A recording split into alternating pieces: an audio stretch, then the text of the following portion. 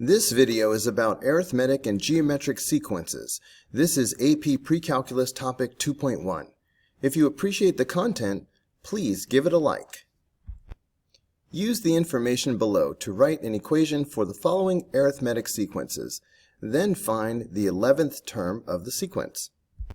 In previous videos, we have learned that an arithmetic sequence can be modeled by this equation. an equals ak plus d times n minus k, where an represents the nth term of the sequence, ak represents term k, and d is the common difference. For this problem, we will let a4 represent the fourth term in the sequence. So when they say the fourth term is 7, that means a4 is equal to 7. If the ninth term is -3, that means a9 is equal to -3. We will substitute one of these for an and one of these for ak. I always like to let the higher index term be an out in the front. So let's let a9 equal a4 plus d, and now n minus k becomes 9 minus 4. But we know that a9 is -3, so we have -3 equals, and a4 is 7, plus 9 minus 4 is 5. I'm going to put that in the front now and call it 5d. Little algebra here. Subtracting 7 from both sides, we get -10 is equal to 5d. Dividing both sides by 5, we get d is equal to -2. Now that we know the common difference, we can go ahead and write the rule for an using a4 as ak and our brand new common difference for d. So a4, I'm going to go ahead and put 7, but just remember that this is a4, so k is 4. And then the common difference is -2, so I'm going to put -2 right now. And then it's time for n minus k, but that's going to be n minus 4 because the k is 4. So we have this. Let's go ahead and put a box around this because we were asked to find an equation for the arithmetic sequence, and this is it. Now we will go ahead and find the 11th term. The 11th term will be a11, and that will be given by 7 minus 2 times 11 minus 4. If you work that out, a11 turns out to be -7. Number 2 will be a bit easier because they gave us the common difference. When they say the second term is 5, we can let a2 equal 5 to represent that. So then we can go ahead and begin to write the rule for an. Let's put a2 in for ak. And then the common difference is 3. And then it's n minus k, in this case n minus 2. But a2 was 5, so the rule is an is equal to 5 plus 3 times n minus 2. This is the equation of the arithmetic sequence. Now we can go ahead and find a11, which will be 5 plus 3 times 11 minus 2. a11 works out to be 32. For number 3, we are given a graph. We can call this point right here a1 because of the 1 right here. And we can see that a1 is 7. And this point right here is a3. So a3 is 6. So we can tell what the common difference is going to be. The d value, when you're given a graph like this, is going to be the slope of the graph. So we can see that this is going down 1 and right 2. This is a slope of -1/2. So if you're very clever, you can tell that the d value is going to end up being -1/2. Now, if you didn't think of that, you could just calculate it as we did in the previous problem. So I am going to go ahead and do that. So using the formula, let's put A3 in for AN. So we get A3 equals, and let's put A1 in for AK. And that's going to be plus D times N minus K, so 3 minus 1. A3 was 6, and A1 was 7. And then 3 minus 1 is 2, so that'll be 2D. Subtracting 7 from both sides gives us negative 1 is equal to 2D. And sure enough, D, when you divide both sides by 2, is equal to negative 1/2. So you can sort of go through those calculations, or you can just take the slope off the graph to find the D. So now we have enough information to go ahead and write the equation. AN equals. Just pick one of these points to be your AK. I'm going to use the A1 to be my AK. And then plus D plus negative 1/2 is going to be minus 1/2. And then N minus K, so that's N minus 1. I'm running out of space, so I'm just going to erase the A1 and put in the 7. We know that A1 is 7. So guess what? This is the rule. This is the equation for the arithmetic sequence. And now we can find A11, which will be 7 minus 1/2 times 11 minus 1. 11 minus 1 is 10. Half of 10 is 5. 7 minus 5 is 2. So if I can just squeeze this in here, A11 is going to equal 2. So that's it for number 3. For the next 3 problems, we will use the information below to write an equation for the following geometric sequences. Then we will find the 8th term of the sequence. Here is the model for the nth term of a geometric sequence, where GK is term K and R is the common ratio. Number 4, the third term is 12. So let's let G3 equal 12, and the 6th term is 1.5. So we can say G6 is 1.5. Now let's fill these into the model for a geometric sequence. Again, I like to let the higher index term go in the front as Gn.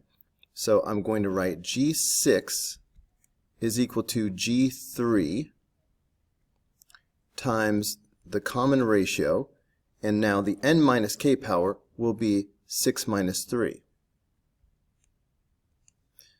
So G6 was 1.5, G3 was 12, and then I have R to the 6 minus 3 is 3. So that's R to the third power. I don't want to have to use a calculator if I don't have to. So I know that 1.5 is 3/2. So I'm going to go ahead and write that so I don't have to use a calculator.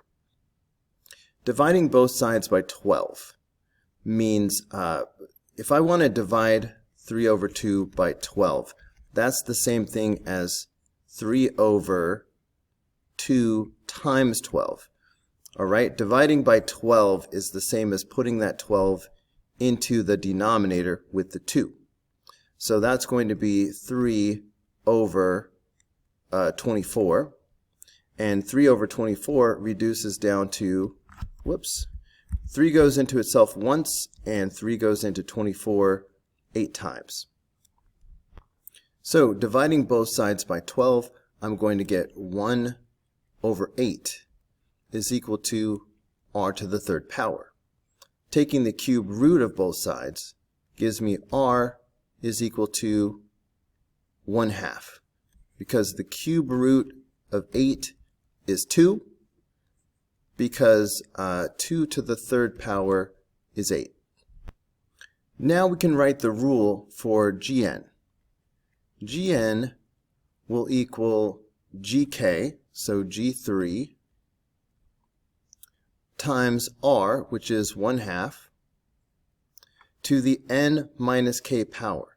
So that'll be n minus 3 power. I'm running out of space, so I'm just going to erase the G3 and put 12 in its place. G3 is 12. So this is the rule for the geometric sequence. Now we can find, we are supposed to find the 8th term. So let's call that G8. So that's going to be 12 times 1/2 to the 8 minus 3 power. Of course, 8 minus 3 is 5, so that's 12 times 1/2 to the 5th power. 1 to the 5th power is still 1. 2 to the 5th power is 32. So this is going to be 12 times 1 over 32. So this is going to be 12 over 32. Dividing both of these by 4, we get 3 over 8. Kabam! Number 5, the first term is -3. So G1 is equal to -3. The 6th term is 96. So G6 is equal to 96. Let's put G6 in for Gn, and let's put G1 in for Gk.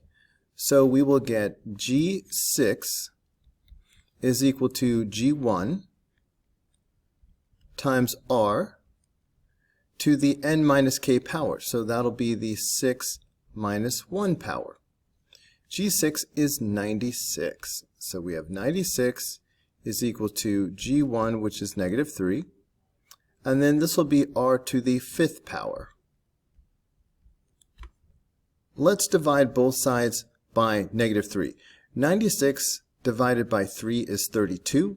So on the left side, we will get -32 is equal to r to the 5th power. Taking the cube, not the cube root, taking the 5th root of both sides, we will get -2. So r is equal to -2. By the way, please memorize that 2 to the 5th power is 32. That's how I knew that the 5th root of 32 would be 2. Now we can write the equation for Gn. We will leave G1 right here in the front, but now we know that r is -2. So we will have -2 to the n minus k power, so that'll be the n minus 1 power. But G1 is -3, so this is really -3 times -2 to the n minus 1 power. This is the equation for the geometric sequence. We can now use this equation to find the 8th term, G8. So this will be -3 times -2 to the 8 minus 1 power, which will be to the 7th power. -2 to the 7th power is -128. And -3 times -128 is 384. So that's the 8th term. For number 6, we are given the graph of a geometric sequence. I see 2 points that we can easily use. We are given G1, which is equal to 6. And we are given G2, which is equal to 3. Let's use these 2 terms to find r. Let's put G2 in for Gn, and we will put G1 in for Gk. So we have G2 is equal to G1 times R to the n minus k power. That's 2 minus 1 power. G2 is 3, and G1 is 6, and 2 minus 1 is 1, so this is just R. That means R is equal to 1/2. Dividing both sides by 6, we get 3 over 6, which is 1/2. Now that we know R, we can write the equation of the geometric sequence. Gn is equal to G1 times 1/2 to the n minus 1 power. G1 is 6, so I'm just going to swap that out real quick. And this is the equation. We can now use this equation to find the 8th term of the sequence.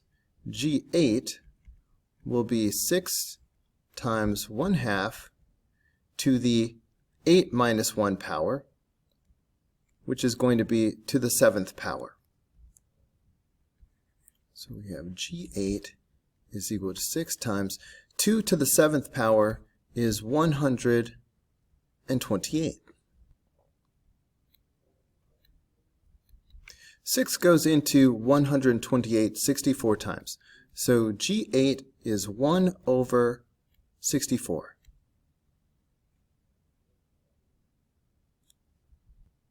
Number 7. Scientists are studying the growth of a particular bacteria colony in a laboratory.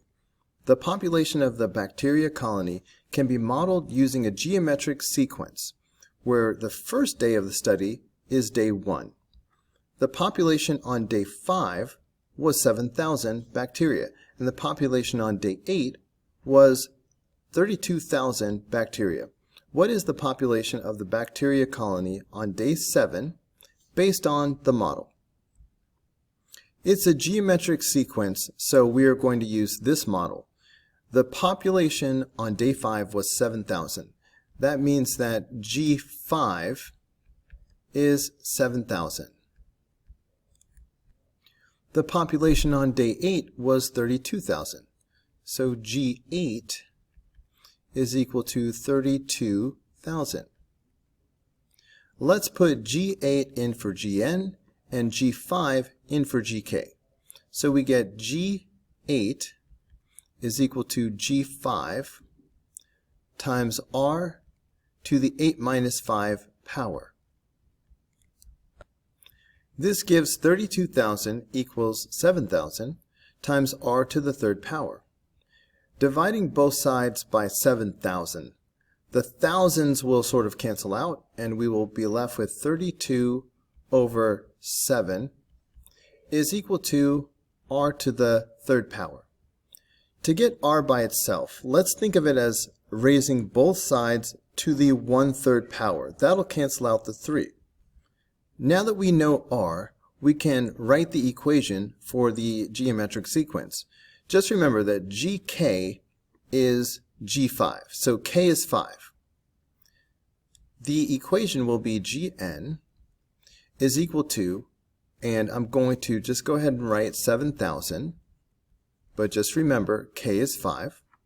So then we have this R value, 32 over 7 to the 1/3 power. And then this will be raised to the n minus k power. When you raise a power to another power, you multiply.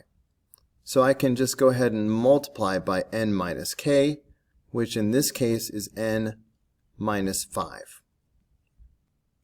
We can use this model to find the population of the bacteria colony on day 7. So let's let n equal 7. 7 minus 5 is 2. So this will be 2/3. So we can write Gn is equal to 7,000 times 32 over 7 to the 2/3 power. This is the population of the bacteria colony on day 7 according to the model. So if we didn't have a calculator, we could just put this, and then the units are bacteria. If you do have a calculator, you can type it in. By the way, since we are representing the population on day 7, we should write G7 instead of GN at this point. So the population on day 7 is 19,281.138 bacteria. You would probably round that to the nearest whole number if the directions said so. Hey guys, don't forget to like and subscribe, but also if you found this video helpful, there's a lot more where that came from. You can click the upper link, which will take you to the whole unit playlist, or you can click the lower link, which will take you to the next video in the playlist. See you there.